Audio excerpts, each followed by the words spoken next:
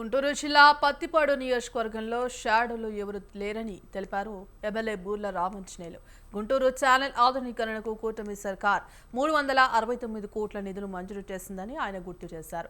జగనన్న కాలనీలో అక్రమాలపై ప్రభుత్వం చట్ట ప్రకారం చర్యలు తీసుకుంటోందంటున్న రామాంజనేయులు రైతాంగ సమస్యల పరిష్కారానికి చిత్తశుద్ధితో పనిచేస్తున్నామని తెలిపారు.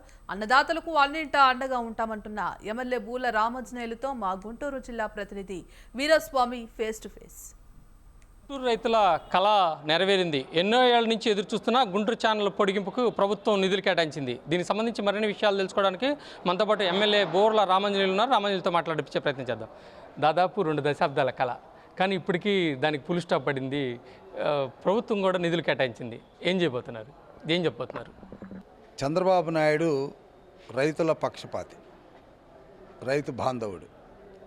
ఈ దేశంలో ఎవ్వరూ ఊహించనంతగా అన్నదాత సుఖీభవ అన్నటువంటి పేరుతో 20,000 రూపాయలు పెట్టుబడి సహాయంగా ప్రతి సంవత్సరం ఇవ్వడం కానీ, 2014లో రాష్ట్రం విడిపోయిన తర్వాత బడ్జెట్ సహకరించకపోయినా రైతుల యొక్క రుణాలు రద్దు చేసే విషయంలో కానీ, భూసార పరీక్షల నుంచి పంట కొనుగోలు వరకు 360 డిగ్రీల్లో రైతును కాపాడాలన్నటువంటి ఆలోచన, రైతే రాజు అని, రైతు బాగుంటేనే వ్యవస్థ బాగుంటుందన్నటువంటి గట్టి నమ్మకంతో చంద్రబాబు నాయుడు గారు ఈరోజు పత్తిపాడు నియోజకవర్గం రైతుల యొక్క కళ, మీరన్నట్టుగానే 20-30 సంవత్సరాలుగా రైతులు ఎదురు చూస్తున్నటువంటి కళ ఈరోజు Guntur channel modernisation, Guntur channel extension, తద్వారా ప్రకాశం బ్యారేజ్ నుంచి 74 కిలోమీటర్ల పొడవున పరుచూరు వరకు కాలువ ప్రవహిస్తుంది.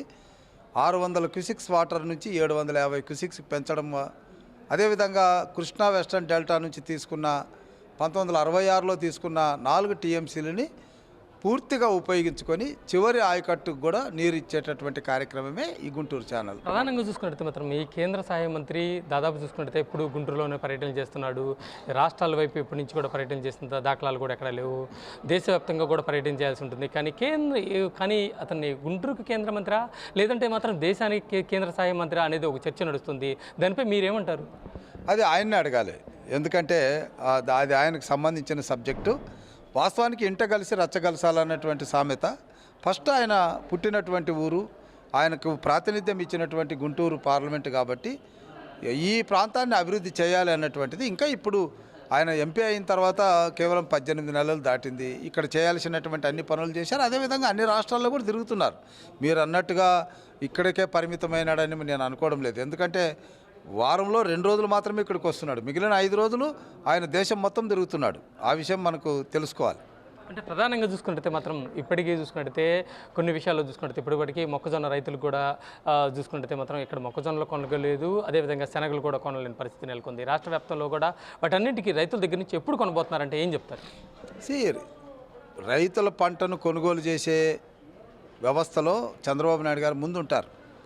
మీరు శనగలకు సంబంధించి మొత్తం కొనుగోలు చేయడం జరిగింది. ఇంకా రైతుల దగ్గర స్టాక్ ఉందంటే మళ్ళీ 2వ ప్రతిపాదన కూడా తెచ్చాము. కాబట్టి గిట్టుబాటు ధరతో శనగలు కొనుగోలు చేస్తున్నాం. అదేవిధంగా రైతులు మొక్కజొన్న అంటున్నారు. సో మొక్కజొన్నకు కూడా ప్రతిపాదనలు పంపించాము. మరి ఇక్కడ ఎన్నికలు జరిగాయి కాబట్టి 5 రాష్ట్రాల్లో కొంత అందరూ బిజీ షెడ్యూల్లో ఉన్నారు. సో తొందరలోనే మొక్కజొన్నకు కూడా మద్దతు ధరతో పాటు కొనుగోలు ప్రతిపాదనలు కూడా వస్తాయి. ప్రధానంగా చూసుకున్నట్టు మాత్రం జగన్ లేఅవుట్లో కూడా దాదాపు కోట్ల రూపాయల అక్రమాలు జోరు చేసుకున్నాయి. ఏటుకూరులో కూడా మీ ప్రాంతానికి సంబంధించిందే, అక్కడ కూడా చూసుకుంటే మాత్రం లేఅవుట్లో కూడా అక్రమాలు చోటు చేసుకున్నాయి. నల్లపాడు పోలీస్ స్టేషన్లో కూడా ఫిర్యాదు చేయడం జరిగింది. కానీ అక్కడ పనులు జరగకుండా డబ్బులు డ్రా చేసుకున్న పరిస్థితి. వాటి మీద దృష్టి సారించే అవకాశం ఉందా? తప్పకుండా. దీన్ని అసెంబ్లీలో కూడా రైజ్ చేశాం. ప్రజాధనం ఎక్కడ దుర్వినియోగం జరిగినా, ఎవరు దుర్వినియోగం చేసినా వదిలిపెట్టే ప్రసక్తి లేదు. ఖచ్చితంగా ఈ జగనన్న కాలనీలో జరిగినటువంటి అవినీతి మీద అసెంబ్లీలో కూడా మాట్లాడాం, సబ్ కమిటీలో కూడా మాట్లాడుతున్నాం. దీని మీద పూర్తి స్థాయి విచారణ జరుగుతుంది. తప్పకుండా దీంట్లో దోషులైనటువంటి వారికి శిక్షలు తప్పవు.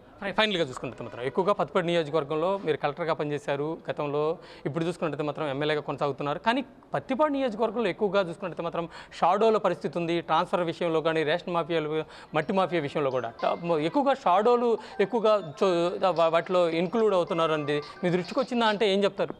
వాళ్ళకి కూడా ఏం చెప్పబోతున్నారు? ఒకటి ట్రాన్స్ఫర్స్ విషయంలో ట్రాన్స్ఫర్ అయినటువంటి ఏ వ్యక్తినైనా మీరు ప్రశ్నించండి. ఎక్కడ ఎవరికి ఒక్క పైసా ఇవ్వకుండా స్పష్టంగా ట్రాన్స్పరెంట్గా ట్రాన్స్ఫర్ వ్యవస్థ జరిగింది. ఎందుకంటే నేను ఒక కలెక్టర్గా చేసిన తర్వాత ఇప్పుడు వచ్చి ట్రాన్స్ఫర్లు అడిగేటటువంటి వాళ్ళు ఎంఆర్ఓలు ఎండిఓలు కింద స్థాయి ఉన్నటువంటి సిబ్బంది. సో వారి విషయంలో షాడో లేదు, ఎవరు లేదు. క్లియర్గా వాళ్ళ అవసరాలు, అక్కడ ఉన్నటువంటి వేకెన్సీ, దాన్ని బట్టి ట్రాన్స్ఫర్స్ అనేటువంటివి జరుగుతున్నాయి.